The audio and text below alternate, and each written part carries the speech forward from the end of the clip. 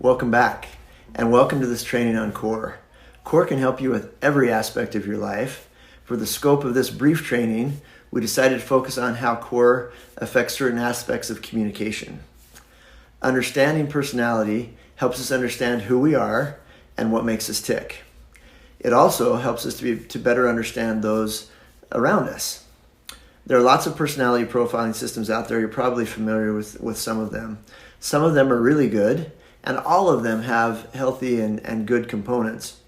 At the same time, across the years that I've been working with people, I had never found a model that was really indicative of what I saw day in and day out working with people, or they were so cumbersome and complicated that they weren't very user-friendly for most people. And so about 9 years ago, I kind of caught the bug again. I've always been really interested in personality, and I decided to start collecting data of my own. I spent 3 years collecting qualitative data, and then I spent about 18 months analyzing that data. And the CORE temperament model is the result of that research. And so let me start by differentiating a little bit between personality and temperament. Temperament, or personality, has been shown across time to not change.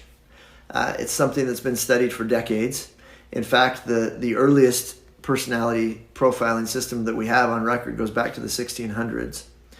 And it's consistently been shown to not change across the lifespan, which is intriguing to me.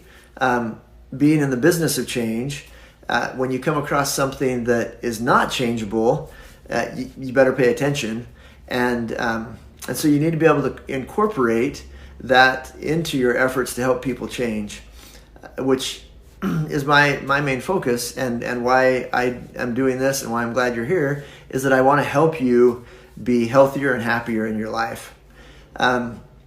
Temperament is the word that's frequently used in child development, and research has identified 9 different temperamental traits that children come into life either high or low on each of those traits. And those temperament types combine or coalesce into each of the core temperaments. Temperament is really that innate part of us that motivates why we do what we do. And if you can understand why you do what you do, that leads to things that we do in our lives, that it dramatically increases our ability, or your ability, to understand and work with each other. Personality is frequently conceptualized as the combination between temperament and environment, between nature and nurture. Personality is the combination between the individual and their interactions with their environment, and that creates somebody's personality. So accurately described, CORE really looks at temperament.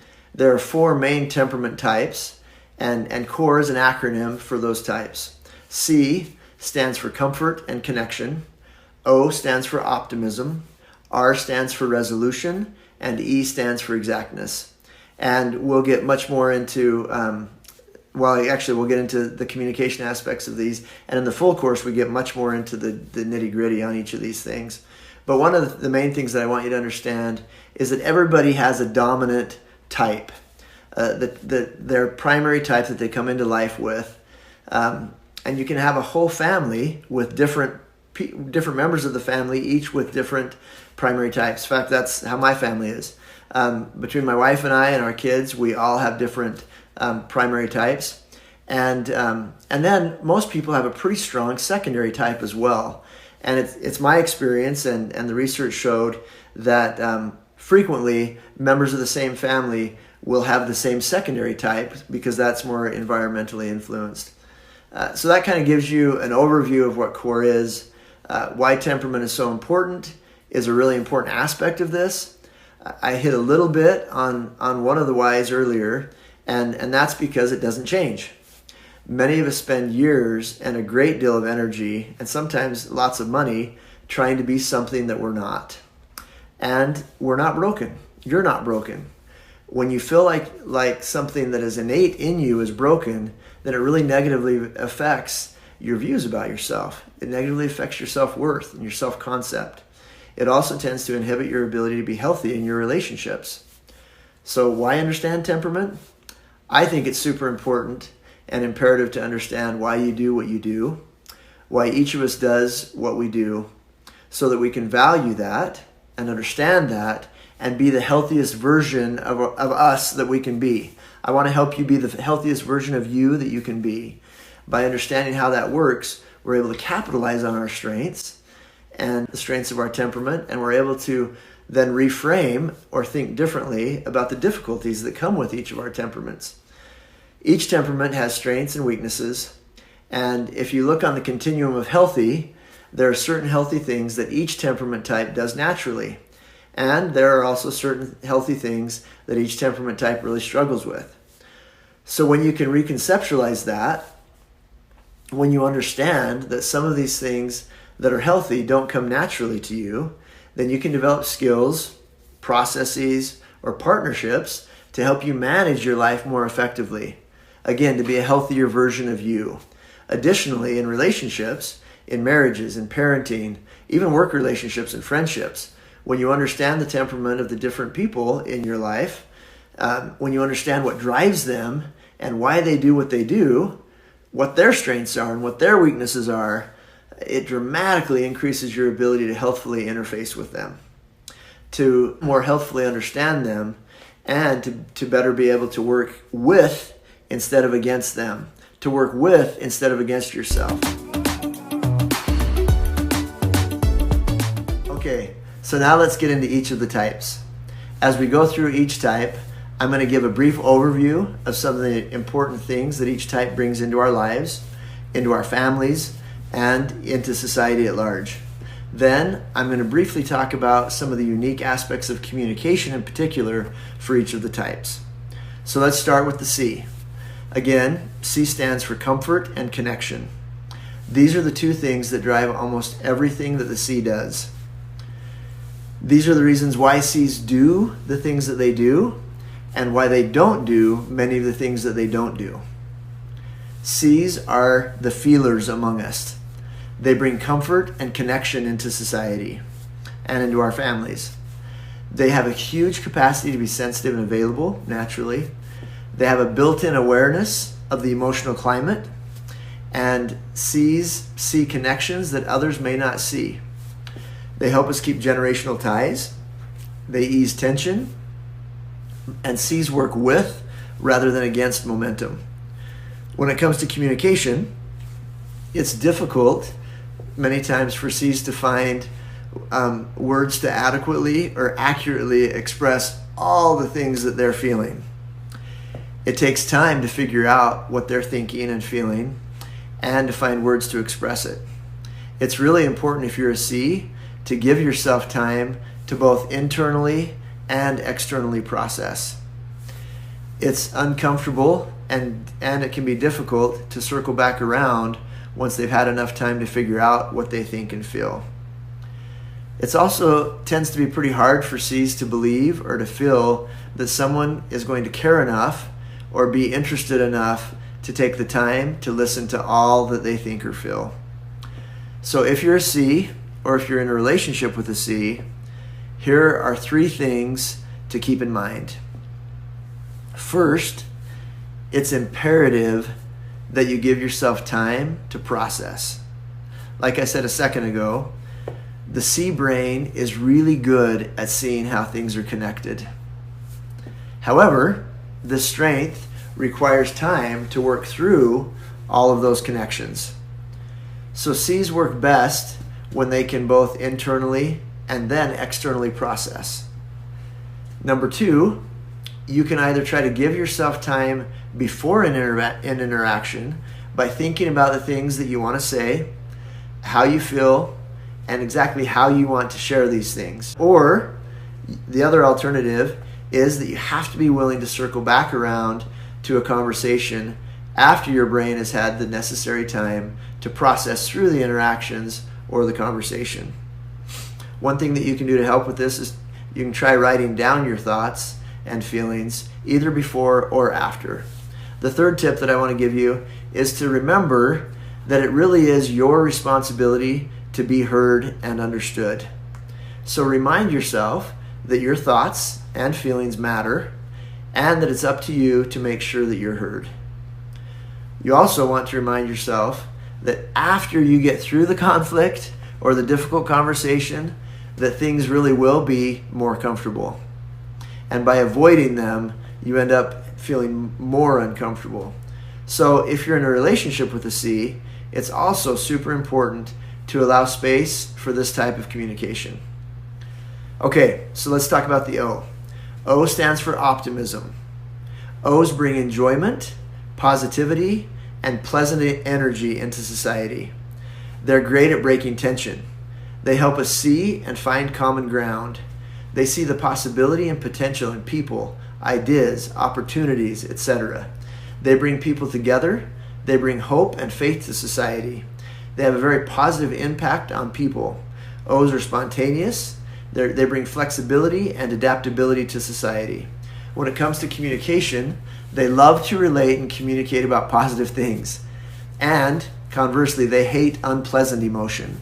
So if something is unpleasant, they will frequently try to ignore what they are feeling and thinking and just agree or say it's fine. O's are the only temperament that live in the present, and so they tend to think that if they just ignore it right now, it'll pass. They want everyone to be happy, and they really don't want to be the cause of anyone else feeling badly. So 3 tips for O's. 1, realize that it doesn't feel good to your partner to not have access to your thoughts and feelings, or to have unresolved conflict. If someone cares about you, they want to know what you think and feel. And when you don't let them in, they feel left out and they feel unimportant. Number 2, take the time to learn how to both communicate and resolve conflict effectively. There are easy to follow tools and skills that make this process much less heavy. In the Full Healthy and Happy class, we go in depth into how to do exactly that. It's the CPR formula that you learn in that class. Number 3, you can also plan regular times to address more heavy or deep issues. That way you won't be feeling like you need to avoid interactions, and you can get prepared to communicate and resolve conflict effectively. Another just kind of bonus tip here is that you can try planning something fun to do following a difficult conversation so that your mind has something positive to look forward to. Okay, let's talk about R's. R stands for resolution. R's bring movement to the world. They bring hustle and momentum. R's are excellent at focusing on a specific objective in the future. Goals are important to the R. They provide propulsion to get us there. R's are the only temperament type that live in the future. R's are great list makers. They provide us with energy to create movement and change. They help humanity blow through collective obstacles. They're straightforward and largely unfiltered. They also have a high tolerance for emotion. When it comes to communication, one of the best things about being in a relationship with an R is that you almost always know what they are thinking and feeling. Almost everything that comes in the R brain makes it out the R mouth, which is really great. Communication can be frustrating because it can feel like it takes people forever to get to the point. R's frequently find themselves wanting to question, okay, so what's the point? Just the facts, man. R's feel things passionately and frequently have difficulty controlling the intensity of their communication. They can be or feel intense or harsh or explosive in their communication, and they can be surprised or frustrated that it takes so long for others to get over an argument. Because they live in the future, they get over things really quickly. It can also be difficult for others to want to enter an argument with an R because they don't want to engage with the intensity. R's tend to meet resistance with equal or greater intensity or resistance. So 3 tips for R's. 1, practice communicating your message calmly, because you don't even realize much of the time the intensity that you're coming with. Number 2, communicate with the other person about your tendency to react strongly and let them know ahead of time that it isn't about them. Teach others how to engage with you. Number 3, remove yourself from the situation when you recognize that you are getting upset. You can work on a habit to create counting to 10, taking 4 square breaths before you say something that is bothering you, to give yourself kind of some time to frame it. And a bonus one, remember that you can always apologize if you've accidentally hurt someone's feelings. Okay, E. E's the last letter and it stands for exactness. E's bring quality to society. They help humanity to remember and learn from the past. They have tremendous mental fortitude. They bring expertise, precision, and discipline and control into society. They help create replicable processes. The core strength is looking at things, conversations, projects, anything really, and seeing how it could have been better. I don't think that I've ever heard an E say that something was perfect. The E strength is to always see, if I would have said this, if I would have done this, it could have been better. They also bring a tremendous amount of confidence to situations. They apply steady pressure to humanity to do things well.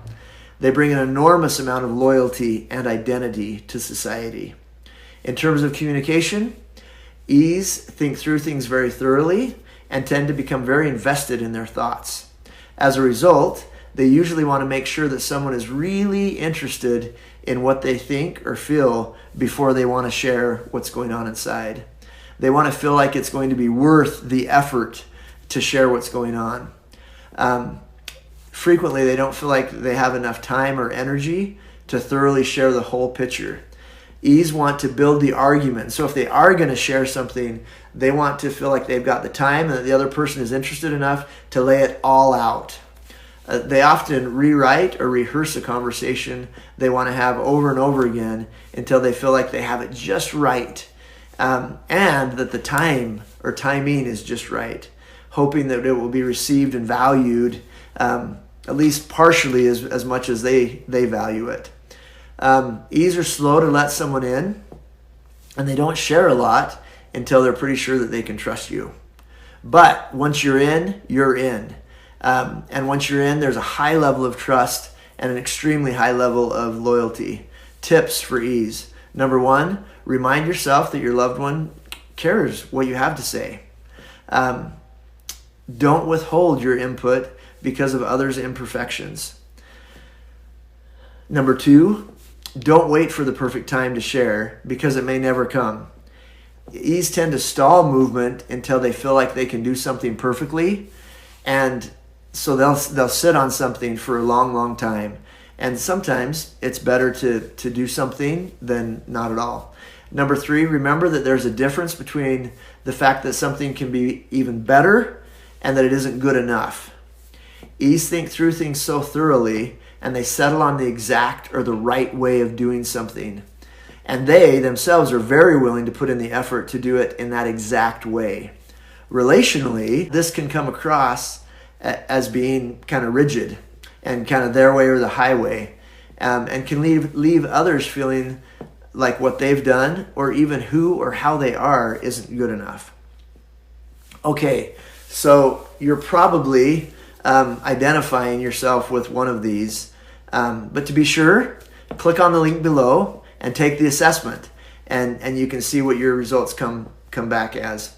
Additionally, there's the core class, and I invite you, if you find this interesting and you want to find out more about yourself, sign up for the class. It's $67 and goes through each of the types much more in depthly and helps you understand what really motivates each of the types. If you want to really learn what to do with this, then I encourage you to sign up or to purchase the whole Healthy and Happy series. And in those classes, I really go through and teach you how to be the best you and how to utilize your personality, your temperament to be the best you that you can be, and how to really effectively interface with the important people in your life. Thanks for taking this time, and I look forward to interacting more with you.